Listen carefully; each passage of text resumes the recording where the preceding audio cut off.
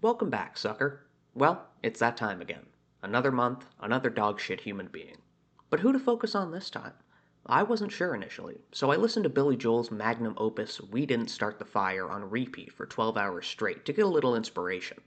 The masterful third verse includes the line, Roy Cohn, Juan Perón, in which Joel cleverly mispronounces not one, but both names. This is a subtle nod to the fact that Billy Joel never graduated high school. The two guys mentioned, Roy Cohn and Juan Perón, were two of the stinkier skid marks left on 20th century history, but Juan got to be in a musical while Roy was only ever in a play, so we'll give Little Twink the spotlight in this video. Roy Cohn was an American lawyer and professional rat fucker who had an enormous effect on mid 20th century American politics. But due to the mostly behind the scenes nature of his career, he doesn't get brought up all that much. Which I think is a shame, because in terms of pure unrepentant evil, Roy's gotta be up there with the greats.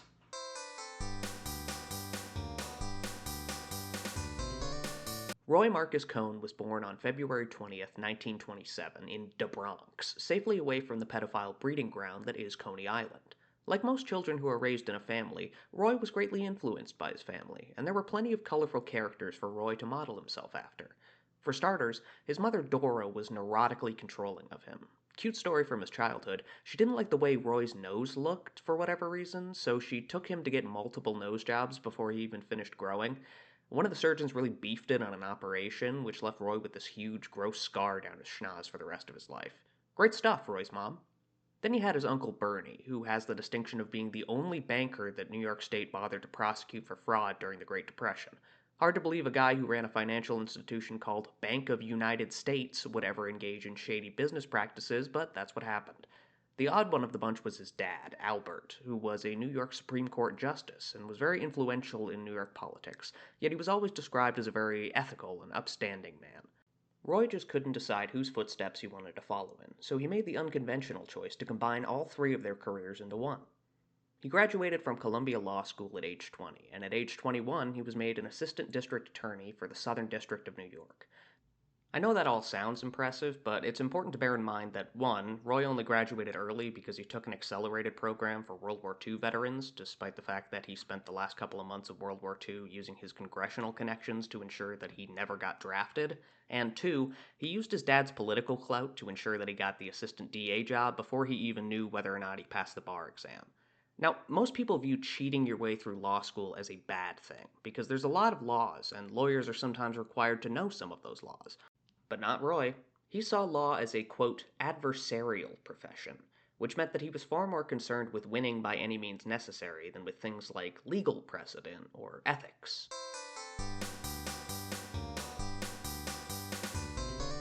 Roy noticed early in his career that, with the exception of communists, everyone around him seemed to be really worried about communists. Never one to be left behind, Roy became rabidly anti-communist. Did he actually hate communists and see them as an existential threat to the US? Well, it's not impossible to imagine, considering how well he did under capitalism, but as we go on, you'll see plenty of evidence that Roy wasn't really a man of principle, so it's also entirely possible that he just picked what he saw as the winning side and rode it as far as he could. Throughout the late 40s and early 50s, he was essential in securing convictions for over a dozen people who were accused of doing communism, and a couple of them were probably even actually communists. Great stuff, Roy. Though, considering it was the Red Scare, it really would have been more impressive if he had somehow gotten them all exonerated. His bosses at the government were like, alright, Roy, you little Randall Weems ass motherfucker. You've done a good job of taking down these chumps, but let's see if you can handle some of the big boys. Once he realized that big boys was just a metaphor and his raging erection died down, Roy got to work assisting the prosecution of two NYC natives, Julius and Ethel Rosenberg. Who were Julius and Ethel? Well, remember all those scenes in Oppenheimer where they're like, Cillian Murphy, you're a commie, and all your buddies at Alamo Draft, they're all fucking commies too. And then Cillian Murphy's like, no, for like 3 hours, and then they take a security clearance away even though he wasn't a communist. Yeah, so the Rosenbergs were the actual commies at Los Alamos, or at least Julius was.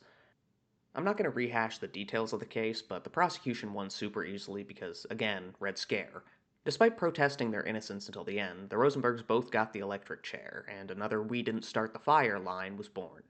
But here's the thing. Even though the trial took place in a time where securing a conviction against communists was almost comically easy, Roy still cheated just because he could. He bullied and threatened witnesses until they gave him the kind of testimony that he wanted. He used backdoor deals to ensure a lead prosecutor and judge that he liked would get assigned to the case. Even after he got the conviction, he personally convinced the judge to give the Rosenbergs the death penalty in the hopes that they would randomly accuse other people of being spies in exchange for clemency. How do we know all of this? Roy bragged about it in the interviews for his biography. Great stuff, Roy. Even though he was only an assistant prosecutor in the Rosenberg trial and not technically in charge, his part in securing a conviction made him a big deal in American politics. And he only had to kill 2 New Yorkers to do it. Eat your heart out, Osama.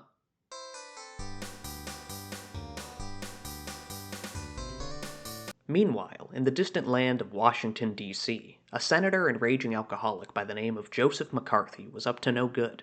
Nowadays, Joe is best known for, you guessed it, his inclusion in the lyrics of We Didn't Start the Fire, but at the time, people just knew him as the Red Scare guy.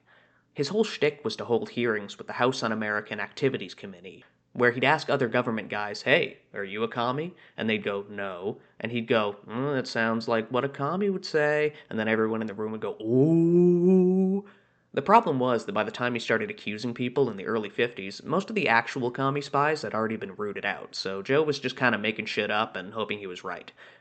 Joe knew he couldn't keep up the charade alone, so he hooked up with a pro. He hired Roy as the Senate Investigative Committee's lead counsel on the recommendation of FBI Director J. Edgar Hoover and Archbishop of New York Francis Spellman. How did these guys all know each other? We'll get to that in a bit. Roy and Joe got to work cheating and lying and breaking the law, but they were soon distracted by an emerging industry in Washington: blackmailing gay people.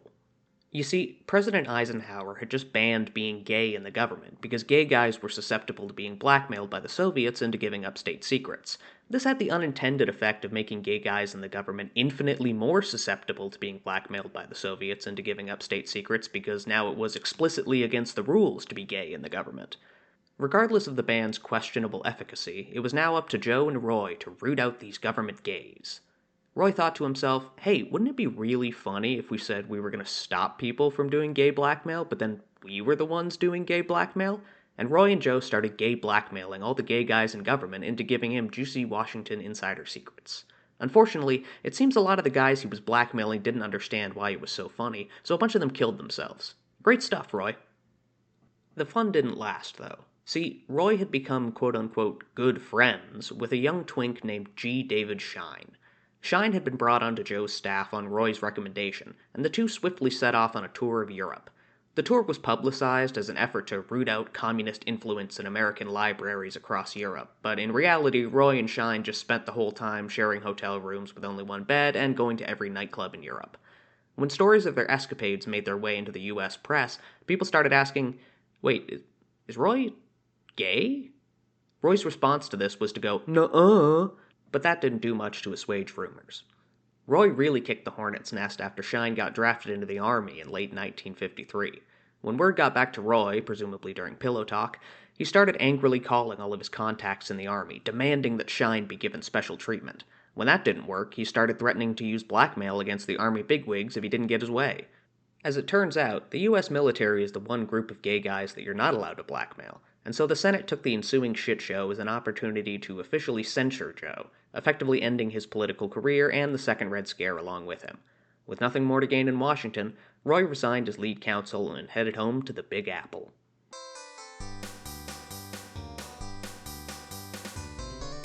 Alright, let's talk about the big gay elephant in the room. If you haven't picked up on my subtle hints yet, Roy was gay. After the Army debacle in Washington, everyone else figured out that he was gay too. Usually this would have been a huge issue for guys in the public eye, but not for Roy. All the gay blackmail he'd collected had the effect of making him one of the most powerful and well-connected men in the country, so nobody was willing to press him on it. Plus, it's not like he was the only powerful gay in US politics at the time. Remember these guys from earlier? Apparently, Roy was porking all three of them, often at the same time. Crazy, right? From the early 50s onward, they would meet up at the Blue Suite in the Plaza Hotel and spend the night confirming their bachelorhoods together. I mean, honestly, it's kind of beautiful to see this act of unity between such different backgrounds. I mean, you had a Jewish guy, a Protestant, a Catholic priest, an alcoholic, and they're all fucking and sucking each other in the same room. That's the American dream. Roy liked the American dream so much, he never wanted to forget a single detail, so he made sure to record it all with cameras and microphones that he had hidden around the suite. Anyway, where were we? Oh, right. Roy moved back to NYC, leaving Shine with a broken heart and Joe with a failing liver. Once he was back in the private sector, he was a hot ticket item for those who frequently found themselves at odds with the law. His clients included such upstanding citizens as Donald Trump, Tony Salerno, John Gotti, Alan Dershowitz, Aristotle Onassis, the guys who owned Studio 54, and the entire Catholic Archdiocese of New York, to name a few. While he was technically hired by them to be a lawyer, his work had very little to do with the actual law.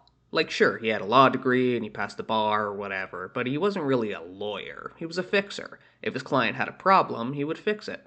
Here's a question. How do you think he fixed things? You bet your ass it was gay blackmail. But because he had pried so much information out of unwilling informants, now even the straight guys had to kiss the ring.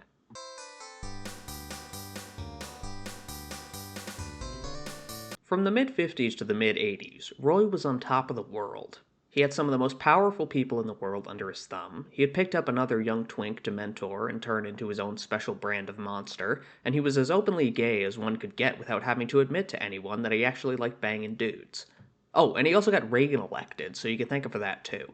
Roy and Roger Stone, yes, that Roger Stone, got John B. Anderson to run as an independent left wing candidate, in exchange for a briefcase full of an undisclosed amount of money, splitting Jimmy Carter's vote and ensuring Mr. Dementia and the Throat Goat got to spend 8 years in government housing.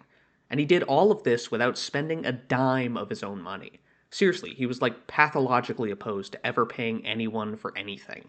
He would rack up tens of thousands of dollars worth of bills at restaurants and shops, and he'd just say, "Yes, all right, put it on my tab." And whenever he was pressed about paying it back, he would just claim that the check was in the mail. All this blackmail and rat fucking and never paying anyone back started to take a toll on Roy's image. Believe it or not, people generally don't like it when you threaten to release pictures of them blowing a cabana boy. While I was able to learn this lesson in middle school, it wasn't until Roy's mid-50s that he had to start reaping what he sowed. Unfortunately for Roy, it turns out that what he sowed was HIV and what he reaped was AIDS. In July of '86, Roy's bad behavior caught up with him, and he was officially disbarred for, a lot of things. Then, 3 weeks later, he died of AIDS. So, after all the bad things he did, it's comforting to know that he spent the end of his life sad and alone.